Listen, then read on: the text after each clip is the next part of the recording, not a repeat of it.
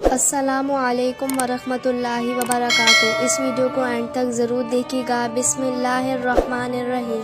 حضرت یعقوب علیہ السلام، جیسے حضرت یعقوب علیہ السلام کے نام سے بھی جانا جاتا ہے، کو ایمان کے ایک مشکل امتحان کا سامنا کرنا پڑا جب ان کے پیارے بیٹے یوسف علیہ السلام ان سے جدا ہو گئے۔ مشکلات کے باوجود یعقوب کا اللہ پر بہت ہی مضبوط بھروسہ بالآخر مصر میں یوسف کے ساتھ دلی ملاپ کا باعث بنا، جس نے صبر اور ایمان کی طاقت کا مظاہرہ کیا۔ تمیک زمانے میں قدیم سرزمین کنعان میں حضرت یعقوب علیہ السلام یا حضرت یعقوب علیہ السلام نام کے ایک صلہ نبی رہتے تھے۔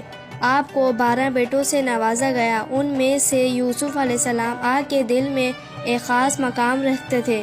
یوسف علیہ السلام کو ایک چمکدار، خوبصورت اور رحم دل سے نوازا گیا تھا، تاہم اس کے بھائی اس کی پسندیدہ احساس پر رشک کرنے لگے اور انہوں نے اپنے آپ کو اس سے چھٹکارا دلانے کا منصوبہ بنایا جسے وہ حریف سمجھے جاتے ہیں۔ انہوں نے اپنے والد کو باور کرایا کہ ایک بھڑائی یوسف کو کھا گئی ہے اور ان کے دعوے کی تائید کے لیے جھوٹے ثبوت پیش کیے ہیں۔ اپنے پیارے بیٹے کی ظاہری نقصان سے تباہ ہو کر یعقوب علیہ السلام گہرے غم میں مبتلا ہوئے۔ اسے کچھ معلوم نہیں تھا کہ اللہ کا ایک عظیم منصوبہ سامنے آنے والا ہے۔ درِ انصار یوسف کو مصر لے جایا گیا، جہاں اس نے آزمائشوں اور فتحوں کا سامنا کیا، لیکن وہ اپنے ایمان پر ثابت قدم رہے۔ واپس کنعان میں یعقوب کے دوسرے بیٹوں نے بالآخر اپنے اعمال کی سزائیں کو محسوس کیا اور توبہ کی۔ اللہ نے اپنی پایا رحمت سے انہیں حق کی طرف رہنمائی فرمائی۔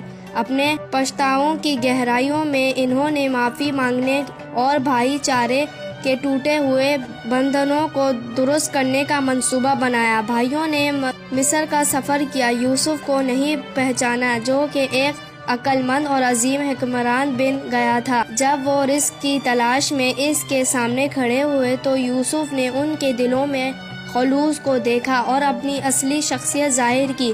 یوسف اور ان کے بھائیوں کے درمیان دوبارہ ملاپ نیز یعقوب پر وہی ہے پناہ خوشی اور شکرگزاری کے افسوس کا لمحہ تھا۔ خاندان بالآخر دوبارہ ملا اور یعقوب کا اللہ کی حکمت اور رحمت پر یقین نہ صرف بحال ہوا بلکہ مضبوط ہوا۔ حضرت یعقوب علیہ السلام کی کہانی ہمیں صبر اور مشکل حالات کا سامنا کرنا سکھاتی ہے۔ اللہ کے الہی منصوبے پر غیر منتظر بھروسے کی مستقل طاقت سکھاتی تھی۔